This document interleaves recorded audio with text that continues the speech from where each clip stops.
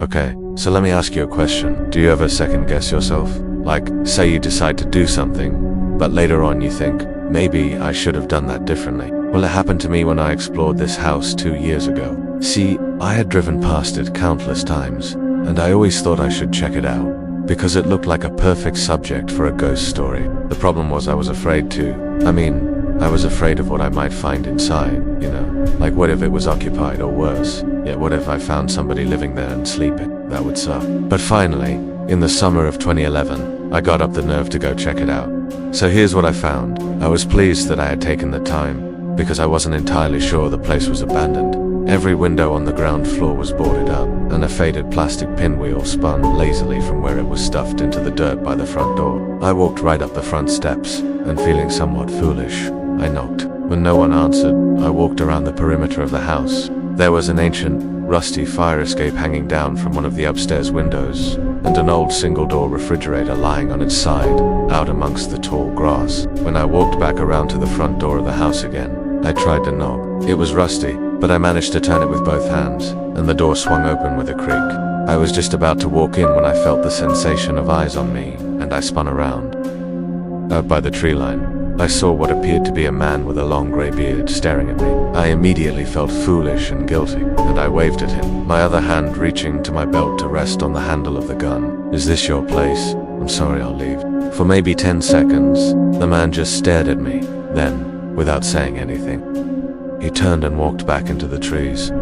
That made me nervous. I didn't know how to interpret it, and the last thing I wanted to do was walk back into the woods knowing that he was out there. I decided to enter the house and close the door behind me. I slid a dusty stool in front of the door, so I would hear it tip over if anyone entered. I spent the next hour exploring the house, occasionally glancing out of the windows to see if the man had reappeared. When it finally began getting dark out, I was still nervous and unwilling to leave the house. So I walked up a narrow flight of stairs to the attic, locked the door behind me, set up my gas lantern, and unrolled my sleeping bag. After a light dinner, I updated my journal, turned off the light, and prepared to get some sleep. But after a minute or so, I heard creaking on the stairs, and my eyes shot open. I looked over towards the door, and I heard the faint sound of footsteps climbing the narrow staircase. I threw myself out of the sleeping bag, grabbed my flashlight and my gun, and pointed them both towards the door. I called out, "Who's there? If I'm trespassing, I'm sorry. I'll pack up and leave. Just don't try to open the door. I have a gun." The footsteps continued to climb without hesitation. When they were just outside the door, I heard the doorknob rattle. "Stop it. I'll shoot." I made myself count to 5 again, but the doorknob continued to jiggle violently. Last chance, I made myself count to 5 again, and when the jiggling didn't stop, I fired 2 shots through the door, aiming low, intending to hit the stranger's legs. As soon as the shots rang out, the knob stopped jiggling, and there was silence. There was no sound of anyone falling backwards down the steps or a gasp in pain. There was just silence. I kept the gun up and cautiously walked towards the door. I unlocked it and opened it. I nearly shit myself when I saw there was nothing standing there.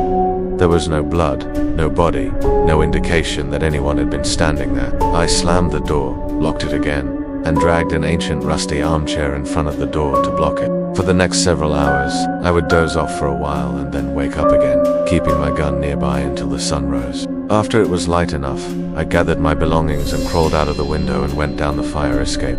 But when I was about 20 steps away from the house, I turned and, looking back at me from the attic window, was the bearded old man. I drew my gun and aimed it at him, but I didn't shoot. I did it as a warning not to follow me. Then I sprinted back into the woods. 2 years later, in the summer of 2013, I returned to the house with 4 of my friends and showed them all the bullet holes in the attic door. I still go camping every now and then, but I always make sure I bring my handgun, because you never know who might be watching you from the shadows.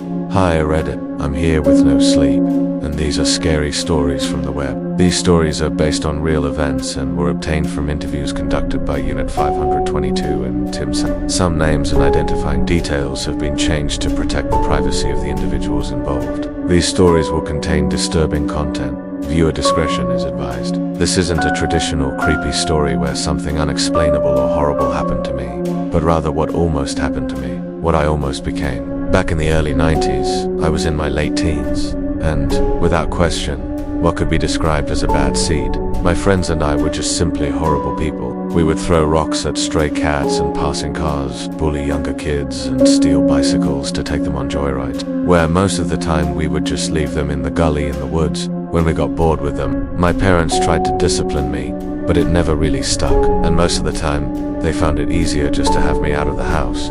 I was an appalling kid, really.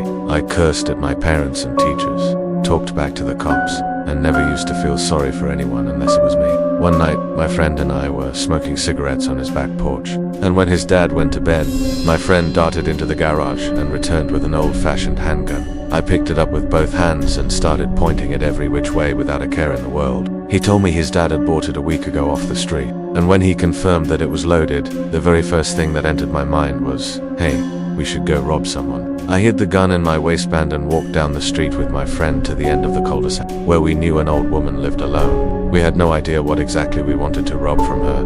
We just knew that she would be an easy target. We snuck around the back of the house and walked up onto her back porch, and I was able to force the locked door open just by putting my weight against it and jiggling the knob hard back and forth. As soon as the door was open and the domestic old person's smell from inside the house wafted over us, my friend lost his nerve and bolted away. He literally just said, "I changed my mind," and took off running. I walked right into the house without him, determined not just to take something, but I wanted to scare the woman as well. I walked through the kitchen and into the living room, where the old woman was sleeping on the couch. The TV was on, and the volume was turned down. I pointed my gun at her face, but after a moment, when she didn't open her eyes, I felt disappointed, and I walked around behind the couch. I held the barrel of the gun less than an inch away from her head, and in that moment, from the back of my mind, I kept hearing a voice whispering to me, "You can kill her. Do it."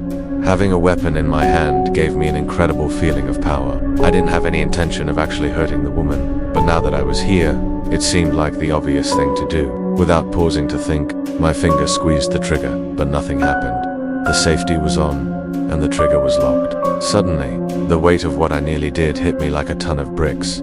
I started shaking, and immediately lowered the gun. I power walked out of the living room, across the kitchen, and to the back door. When I reached it, I paused, turned around, and saw the woman's eyes were open. She was looking right at me. There were tears in her eyes and a look of terror on her face. Her fear immediately made me start tearing up. I ran back home, gave the gun to my parents, and confessed that I had broken into an old woman's house with a gun. I didn't tell them about attempting to pull the trigger. I didn't tell them about my friend or where I got the gun, either. I had to spend some time in juvenile hall for breaking and entering. But honestly, that was the best thing that could have happened to me. I'll never forget that night. I was on the path of self-destruction, and I very nearly crossed a line that would have ruined my life forever.